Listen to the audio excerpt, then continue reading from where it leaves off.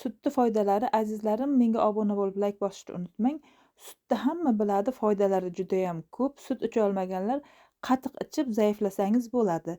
Sut juda ham ko'p vitaminlarga boy. Har kun yotishdan oldin sut iste'mol qilgan odamning organizmi tetiklashadi, uyqusizlikka davo, quvvatni oshiradi, ichakni yumshatadi, oshqozon ichak kasalliklariga davo, immunitetni oshiradi, yurak faoliyatini yaxshilaydi, yuzni tiniqlashtiradi, ovqat hazm qilishda yordam beradi, tomoq og'rig'ida qaynatib ichilsa davo bo'ladi, zaiflashga yordam beradi. Kofe bilan qo'shib ichilsangiz yuragingiz og'rimaydi. Kofeni o'zini ichsangiz yurak og'riydi, yurakka ziyoni bor. Buni hamma biladi.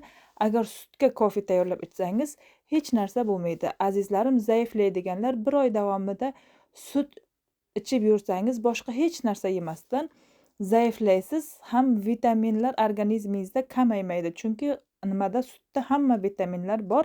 Bu o'zimni tajribamdan o'tgan azizlarim. Hammaga go'zal qomat, sog'lik tilayman. Sut haqida bilganlarim mana shular. Menga obuna bo'lib like bosishni unutmang. Keyingi videolarimda ko'rishguncha Allohimga omonatsiz.